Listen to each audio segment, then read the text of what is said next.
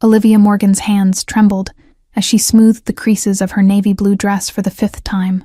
The restaurant was far too elegant for her budget. Warm candlelight dancing across polished mahogany tables, soft music weaving through the hum of sophisticated conversation, and servers gliding between tables with practiced grace. She checked her phone again. 7:15 p.m. 15 minutes past their agreed meeting time. She'd spent an hour curling her auburn hair with a borrowed iron that singed her fingers twice, hoping tonight might be different from the string of disappointing dates that peppered her lonely existence. The hostess had given her that look, pity thinly veiled behind professional courtesy, when she'd guided her to a table clearly meant for two. Olivia had ordered only water, explaining that she was waiting for someone, her voice carrying a confidence her racing heart betrayed. Her purse felt impossibly light on her lap, containing just her phone with its cracked screen, a nearly empty lip gloss, and exactly $8.75, just enough for the bus fare home. She hadn't planned on paying. They'd agreed he would treat tonight, his suggestion that had made her push aside her usual caution. At 7:30, she sent another message, fingers hovering over the send button before she pressed it. Still waiting at our table. Traffic? The words seemed to hang in digital limbo before disappearing into unanswered space, making the silence of her phone more deafening with each passing minute. The buzz finally came at 7:45, her heart leaping until she read the words that gutted her. "Lowell, did you actually show up? Was just messing with you. Not worth the Uber." Another message followed instantly. "Can't believe you fell for it. Send pics of your sad dinner for one?" The air seemed to vanish from her lungs as the humiliation washed over her in hot waves. She stared at the screen, willing the words to change, fighting the burn of tears threatening to spill and complete her public mortification. Her spine straightened instinctively, a defense mechanism against collapse, as she folded the pristine napkin on her lap with deliberate precision.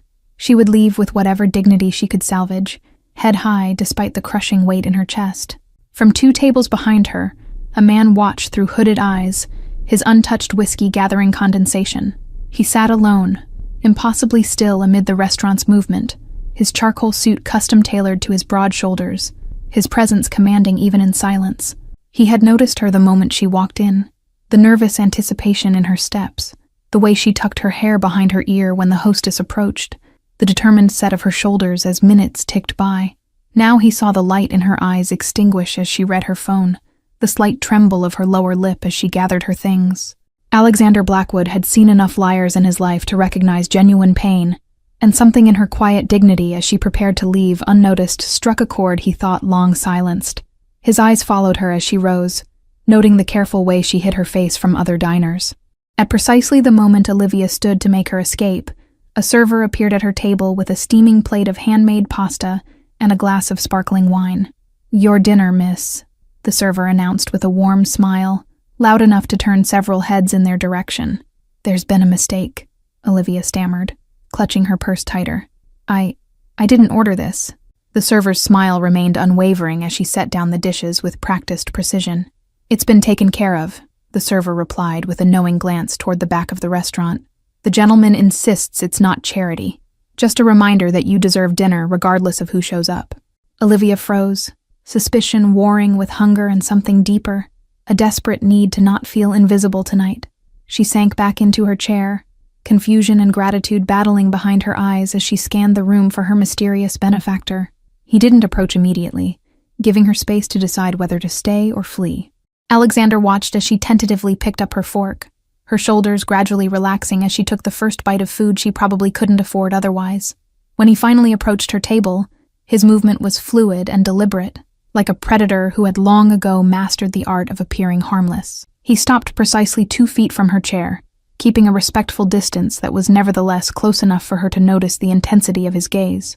"You should finish your meal," he said, his voice low and surprisingly gentle for a man whose presence commanded such attention. "The chef here takes pride in his work."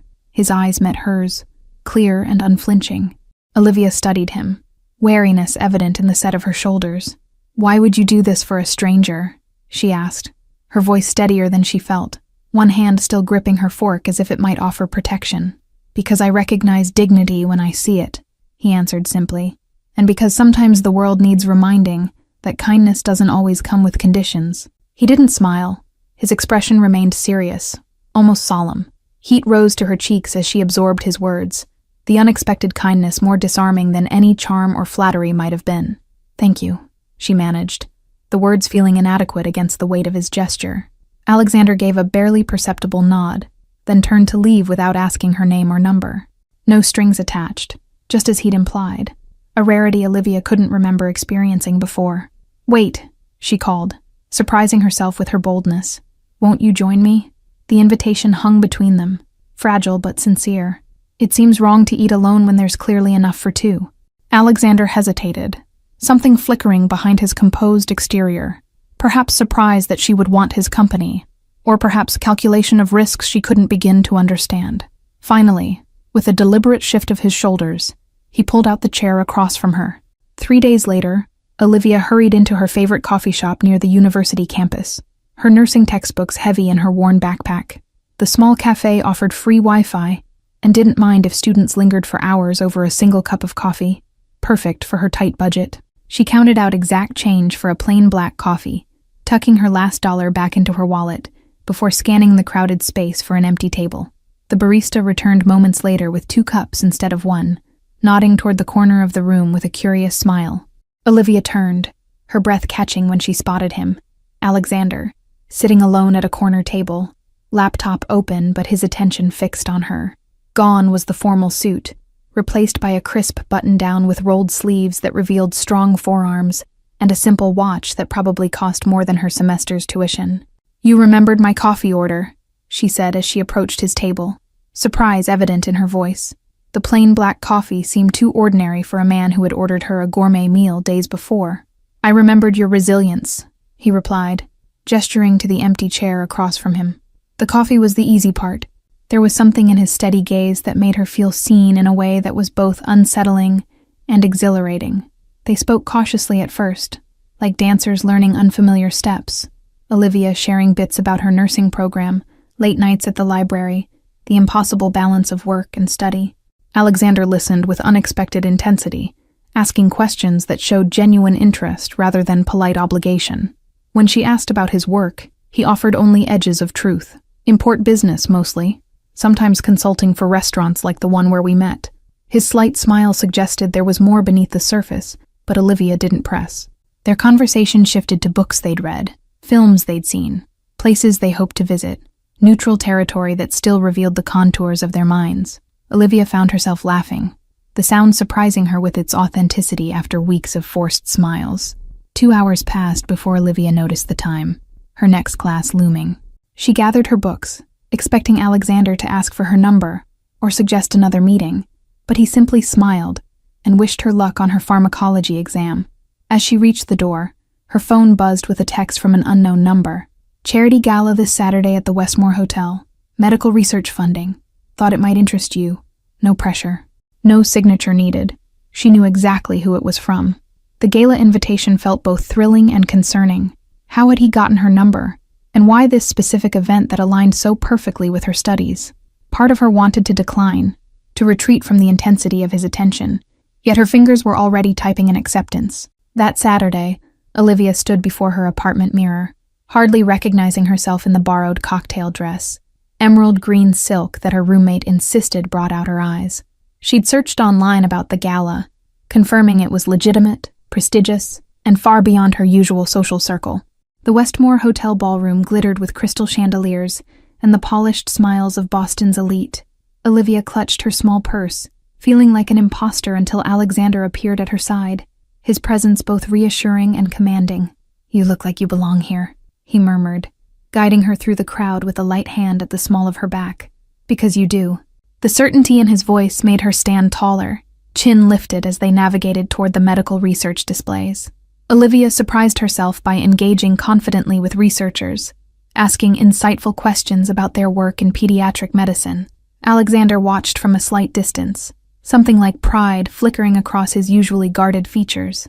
The evening flowed with unexpected ease until a commotion near the entrance drew murmurs from the crowd. 3 men in expensive suits entered, their presence immediately changing the atmosphere. Conversations halted, glances darted nervously in their direction. Alexander's posture shifted instantly, his body subtly angling between Olivia and the newcomers. "We should step onto the terrace," he said, his voice calm, but leaving no room for question as he steered her toward glass doors leading outside. From the relative safety of the shadowed terrace, Olivia watched the tallest of the three men scan the room until his eyes locked with Alexander's. A silent exchange passed between them, loaded with history and threat, that made her skin prickle with unease. "Who is that?" she whispered, her fingers unconsciously tightening around Alexander's forearm. The coolness of the night air couldn't explain the chill that had settled into her bones at witnessing their wordless confrontation. "James Calloway," Alexander replied, his voice dropping to a register she hadn't heard before. "We have competing interests in the city." The deliberate vagueness of his explanation told her more than any details could have. The pieces clicked into place with sudden clarity. The restaurant where they'd met wasn't just expensive. It was known for certain clientele. His import business explained the deference shown by hotel staff. The way he constantly scanned rooms wasn't paranoia, but necessity. "You're not just a businessman," Olivia stated, rather than asked, her voice steadier than she expected. She should be afraid, should be making excuses to leave, yet the realization brought a strange calm, as if the world finally made sense. Alexander turned to her fully, shadows playing across his features as he studied her reaction. "Does that change things?" The question carried weight beyond its simple words, offering her a clean exit if she wanted one. Olivia considered the sensible response, the safe choice that would return her to her predictable life of study sessions and budget meals. Instead, she answered truthfully, "It explains things, but doesn't change how I feel when I'm with you." The warning came 3 weeks later as Olivia walked home from her night shift at the university hospital. Alexander's black sedan pulled alongside her, window lowering to reveal not him but one of his men, Marcus, his expression grave in the streetlight's glow. "Miss Morgan, you need to come with me now," Marcus said, eyes scanning the street behind her. "Mr. Blackwood's orders. There's been a development." The urgency in his voice brooked no argument as he stepped out to open the passenger door. Olivia's nursing bag hit the floor of the car as they sped away, Marcus explaining in clipped sentences that Calloway's men had been watching her apartment, tracking her movements, looking for leverage against Alexander after a disputed shipment had been seized. The safe house stood hidden among pine trees an hour outside the city, lights glowing from windows like a welcoming cabin rather than the fortress it truly was. Alexander waited on the porch, his face tight with a mixture of anger and relief when she stepped from the car. "I never wanted this for you," he said after Marcus left them alone in the warmth of the rustic living room. "This wasn't supposed to touch you." The regret in his voice made her reach for his hand, finding it clenched into a fist at his side. Olivia had barely begun to understand the implications when headlights swept across the windows, followed by the crunch of tires on gravel. Alexander moved with fluid precision, pulling her behind him as he reached beneath his jacket. "Stay down," he ordered, voice suddenly hard as steel as 3 of his men appeared from different rooms, weapons ready. The fear Olivia expected to feel was present, but distant, overshadowed by the surreal clarity of the moment. The knock that came was rhythmic, a pattern that made Alexander relax slightly. "Perimeter report," he called, not lowering his guard until a voice responded with what was clearly a coded confirmation that they were secure. Through the night, Olivia learned more about Alexander's world than he had ever willingly shared. The territory disputes with Calloway's organization, the legitimate businesses that served as fronts, the precarious balance of power that kept the peace until now. "I should have walked away after that first night," Alexander said, as dawn broke through the trees. "But I couldn't stop thinking about your courage, sitting there alone, refusing to be broken by cruelty." His hand reached for hers across the kitchen table.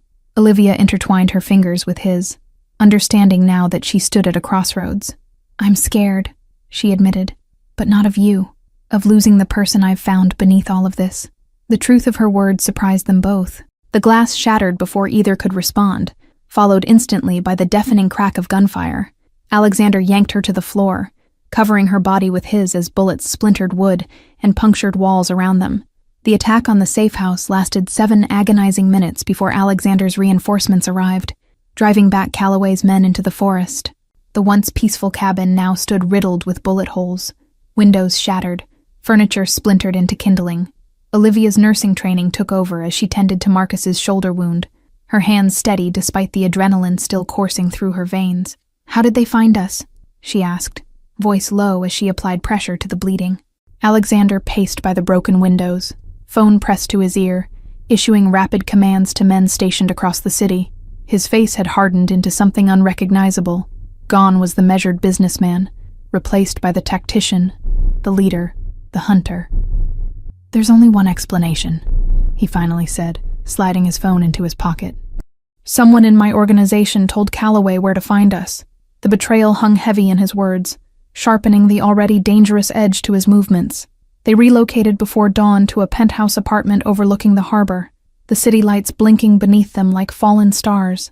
The building's security rivaled that of government facilities. Biometric scanners, armed guards, escape routes mapped out in Alexander's mind. Olivia stood at the floor-to-ceiling windows, watching dawn break over the water while Alexander made calls in the next room.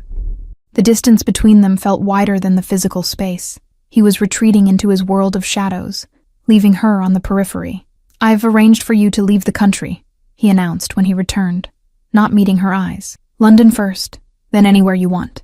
You'll have protection, money, a new identity, everything you need to start over away from this." Anger flared in Olivia's chest, hot and unexpected. "So you've decided for me, without asking what I want?" She stepped closer, forcing him to look at her. "That's not protection, Alexander. That's control." His jaw tightened, eyes flashing with frustration. "What I want doesn't matter anymore.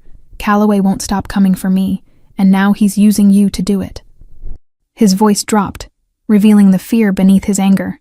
"I can't watch you die because of me." Olivia closed the remaining distance between them, placing her palm against his chest where she could feel his heartbeat. "Then, let me help you find the traitor." The determination in her voice matched his own. "I notice things others miss. It's what makes me a good nurse." Against his better judgment, Alexander agreed, sharing details about his inner circle. 7 men and women who knew the location of the safe house. Each had years of loyalty behind them. Each had access to sensitive information, and one had betrayed everything they'd built.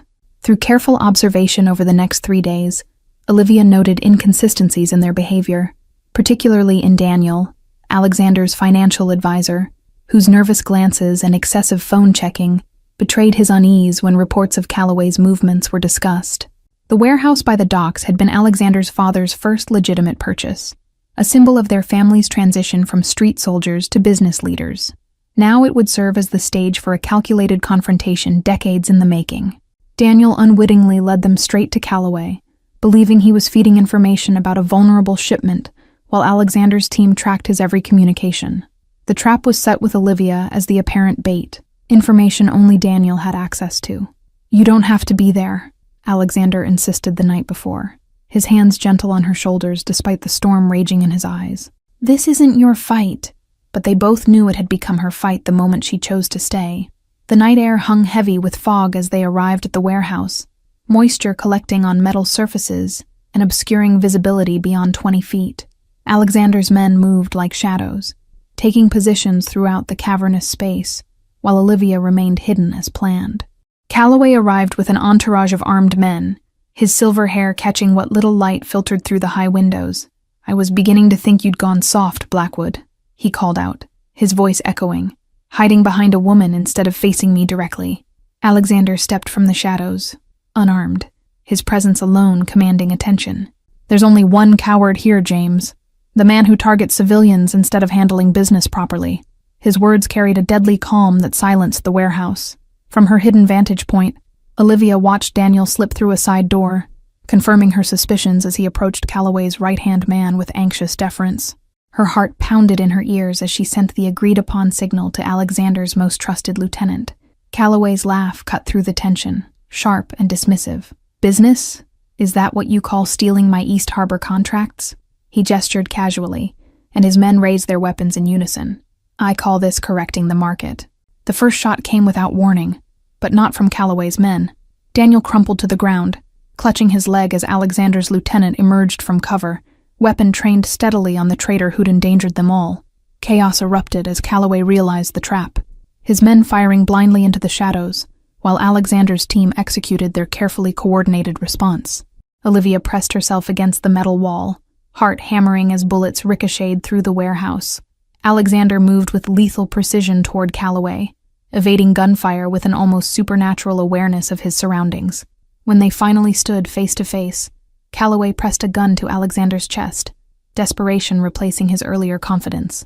"You think killing me ends this?" Calloway snarled, finger tightening on the trigger. "There will always be someone coming for what you have." The warehouse had gone eerily quiet, the remaining men on both sides frozen in a deadly tableau. In the shadows near the loading bay, two of Calloway's men attempted to flank Alexander's position, their footsteps nearly silent on the concrete floor. Olivia noticed their movement reflected in a broken mirror fragment, her breath catching as she realized no one else had spotted the impending ambush. Without weapons or combat training, she improvised, knocking over a stack of empty metal drums that crashed with deafening resonance throughout the warehouse. The distraction gave Alexander's men the split second they needed to neutralize the threat, their eyes momentarily flickering to Olivia with newfound respect.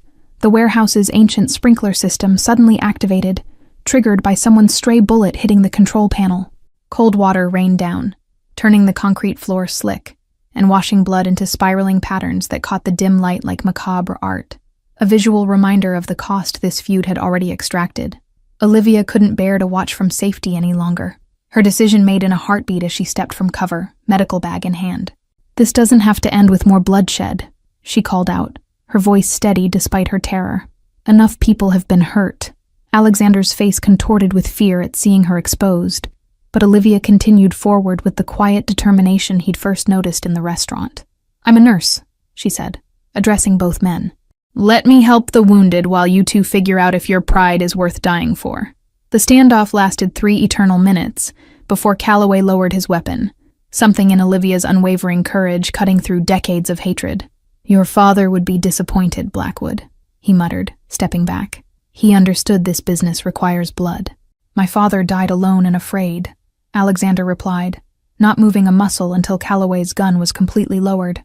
"I'm not interested in his legacy." The shift in Alexander was subtle, but profound. The first public declaration of a decision made in quiet moments with Olivia. The aftermath unfolded with surprising civility, wounded men from both sides receiving Olivia's care, while Alexander and Calloway retreated to the warehouse office to negotiate terms that would redefine territories and prevent future bloodshed. Dawn broke as they emerged. Agreement reached not through violence, but through recognition of mutual destruction's futility. Olivia watched Alexander shake hands with his oldest enemy, his posture changing subtly as if shedding a weight carried too long. 3 months passed with remarkable tranquility as Alexander restructured his operations, legitimate businesses thriving while shadowy dealings gradually diminished. The transition wasn't without resistance from old guards, but his resolve never wavered. Alexander established a scholarship fund at Olivia's nursing school, anonymously at first, until she convinced him that attaching his name to legitimate philanthropy would accelerate his transition to respected businessman. The ceremony dedicating the new pediatric wing became his first public appearance without bodyguards. The warehouse where the confrontation occurred transformed under Alexander's direction into a community medical center, employing doctors who asked no questions about gunshot wounds or suspicious injuries. Calloway, surprisingly, became an unlikely supporter, directing his own men to protect the facility that served their shared territories. Olivia's former date, the one who stood her up that fateful night, approached her on campus months later, his smug smile faltering when Alexander appeared at her side. "I should thank you," Olivia said with genuine warmth that confused him. "Your cruelty led me to find something real," she added, walking away with the quiet confidence of someone who understood that sometimes life's worst moments become unexpected doorways to salvation. Olivia returned to her nursing studies, moving into Alexander's downtown apartment, where security remained tight, but increasingly less intrusive. Her classmates noticed the change in her, the quiet confidence, the occasional black car that dropped her at campus, the subtle way she carried herself. On weekends, they established rituals that bridged their worlds. Alexander, attending hospital fundraisers where Olivia networked with medical professionals, Olivia accompanying him to business dinners where her intelligence and compassion impressed even his most skeptical associates. "You've changed me," Alexander admitted one evening as they walked along the harbor, the city lights reflecting in the water. "I always thought power came from being feared, but watching you that night at the warehouse, fearless without a weapon, showed me true strength." Olivia squeezed his hand, understanding the magnitude of his transformation. "You were already changing," she countered. "I just gave you permission to become the man you wanted to be." Their footsteps synchronized naturally, as they continued along the waterfront. 6 months to the day after their first meeting, Alexander brought Olivia back to the restaurant where it all began. The same table awaited them, this time with a small velvet box beside her water glass rather than an unwanted plate of charity. "I thought my life had to be lived in shadows," he said, taking her hand across the table, "until a woman too dignified to cry over a cruel date showed me what real courage looks like."